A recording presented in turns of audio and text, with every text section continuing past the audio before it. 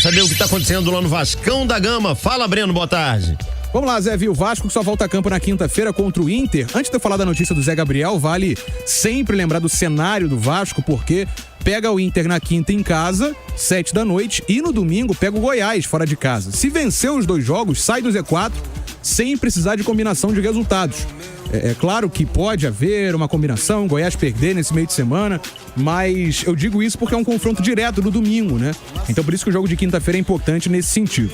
Sobre o Zé Gabriel, falei no destaque, e vale a gente falar de novo, o Vasco iniciou as conversas de renovação com o Zé Gabriel. A gente noticiou o interesse, foi notícia nossa aqui na Transamérica, há pelo menos 3 semanas, que o Vasco ia, até mais, né? Tem mais de um mês isso, na verdade, que o Vasco tinha o interesse de renovar com o Zé Gabriel e o Zé Gabriel de renovar com o Vasco. O Zé Gabriel e o staff dele, são as pessoas envolvidas nesse tipo de negociação. Isso porque o contrato dele com o Vasco vai até o fim do ano. Então houve esse contato inicial, uma sinalização positiva. Qual era o problema na época? O Vasco não tinha dinheiro para isso em caixa, para poder bancar uma luva, né, um aporte legal agora, ou até prometer salários maiores. Ia ter que ver quanto de grana que ia entrar, se ia entrar a grana na época, a grana da 777, da investidora, dona de 70% da Vasco SAF. Acabou que isso entrou, então agora sim na pauta, Vasco e Zé Gabriel conversando. Nesse momento, qual é o cenário? É um cenário inicial, inclusive, eu acredito a informação de hoje, ao portal GE. O Vasco quer renovar porque o Zé Gabriel se tornou um jogador importante. Eu falei no destaque, em tom de brincadeira, mas é verdade, né? Se no início do ano eu falasse que o Zé Gabriel seria um jogador importante e com números expressivos, eu seria chamado de maluco. O Zé Gabriel chegou no ano passado, chegou a receber apelidos pejorativos da torcida do Vasco por conta de más atuações. A gente debateu isso aqui. E no início do ano, o Zé Gabriel estava naquele time C, que a gente falava, né? O time principal, junto com o reserva, os dois viajaram lá para pré-temporada nos Estados Unidos. O Zé Gabriel ficou no Brasil, jogou aqueles 2 jogos iniciais do Campeonato Carioca. Nesse momento, é um jogador importante. Isso se reflete nos números, porque, por exemplo, o Zé Gabriel jogou contra a Portuguesa, nesse jogo que eu falei, do time C, e depois contra o Volta Redonda, dias 25 de janeiro e 30 de janeiro. E aí só voltou a atuar em 5 de junho, no clássico com o Flamengo.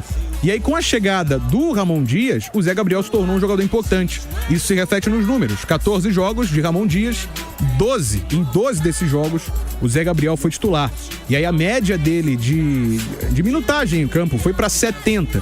70 minutos por jogo na temporada são os números do Zé Gabriel. No ano passado foram 18 jogos, esse ano já são 19, com 1 gol anotado pelo Cruz Maltino.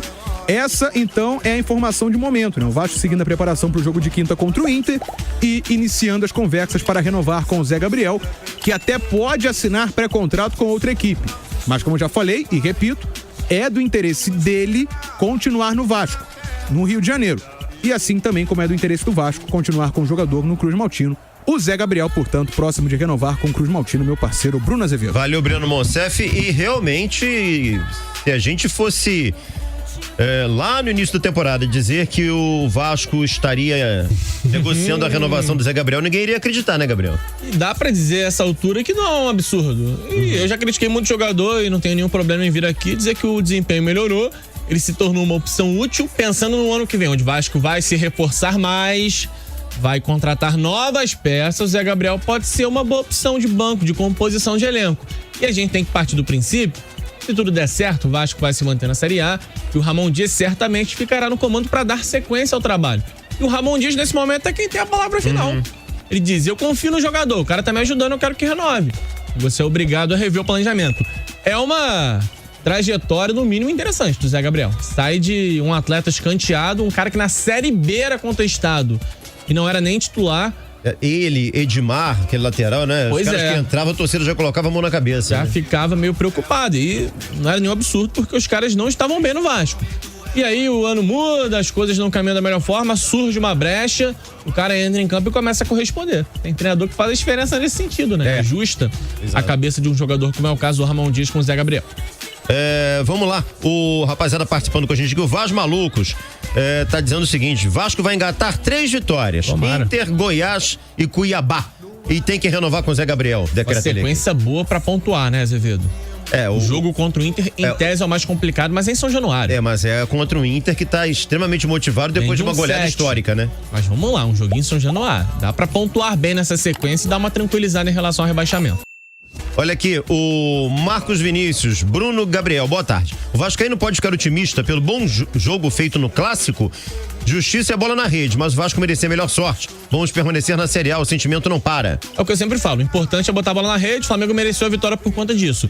Mas, se você jogar mal, se o Vasco viesse jogando mal, seria muito mais difícil acreditar numa reação. Quando você joga bem, por mais que o resultado não aconteça, você demonstra que pode escapar daquele cenário complicado. E eu acho que é isso que o Vasco tem demonstrado. As atuações têm sido, no mínimo, interessantes. E aí fica mais fácil de acreditar que uma equipe que vem jogando bem vai conseguir escapar do rebaixamento. Olha aqui o Matheus Brito, renova e depois e depois para de jogar. Eu não sei se ele tá falando a respeito do Zé Gabriel, provavelmente, tomara, né? que não aconteça, né? Mas é um risco. O Carlão de Gianópolis, acho o Zé Gabriel muito importante no esquema do Ramon Dias. Protege a zaga e até arrisca passes. Vai na frente, ainda esperaria um pouco, pois sequer jogou no primeiro turno, mas é óbvio que é outro jogador com o Ramon. Dá pra você esperar também um pouco, é verdade. O Carlão traz um ponto de vista interessante. Ele não vai ser um atleta tão concorrido assim no mercado. De repente você espera até o final do campeonato pra entender o que acontece. O Almeida tá aqui, o Vasco jogou bem, sou fogão, mas torço pro Vasco não cair. Pro futebol carioca seria excelente os 4 na primeira divisão mais uma vez no ano que vem, né? Mas a rivalidade a gente entende também. Né? Mas eu vou pedir pro flamenguista torcer pro Vasco e também eu vou estar sendo inocente, né? Pois é. Duas informações importantes. A primeira, o Vasco vai ter essa semana uma reunião com o BEP, o Batalhão de Policiamento em Estádios, pra saber se o clássico com o Botafogo vai ser em São Januário ou não. Eu lembro que tem uma definição do BEP de 29 de maio, que o BEP proíbe clássicos em São Januário, mas tá tendo uma negociação para que o BEP libere. O BEP é o batalhão da PM do Rio de Janeiro. O que afetou essa reunião? O que aconteceu ontem no Rio de Janeiro, aquele caos deu uma afetada, porque a PM obviamente foi toda exigida ontem, né? Então tá tendo um reajuste aí de grade, mas pra essa semana o Vasco espera ainda ter essa reunião para que o clássico com o Botafogo seja no estádio de São Januário, para que consiga receber por lá. Outra projeção, o Vasco nessa rodada já pode sair do Z4. Tem que torcer pro Flu amanhã. Se vencer o Goiás e, é claro, o Vasco na quinta vencer o Internacional. Mas se o Goiás vencer o Fluminense, o Vasco tem que vencer o Inter.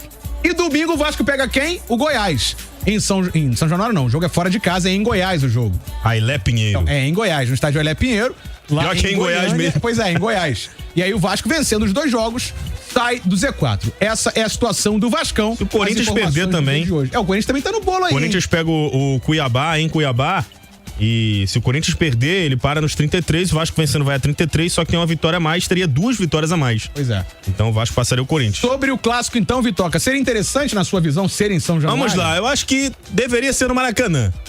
Eu fiquei muito feliz de ver o Flamengo e Vasco neste domingo, eu estive lá presente, um espetáculo das 2 torcidas, dentro do estádio, na mais perfeita harmonia. O jogo foi espetacular, né? Foi um ótimo jogo, tecnicamente falando também. E eu tenho muita saudade desses jogos com o Maracanã lotado, 50-50, com setores mistos. A gente só tem isso no Rio de Janeiro. Pois é, exemplo, e a gente inclusive. Abriu mão disso.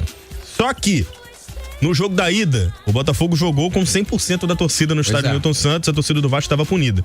Então o Vasco não vai abrir mão de jogar com a superioridade numérica em termos de torcedores presentes. E o fato de São Januário estar liberado e ter recebido jogos sem problemas pode ser um argumento a favor, né? Por mais que seja um clássico, o relacionamento das torcidas de Vasco e Botafogo é mais tranquilo do que com os outros 2 times.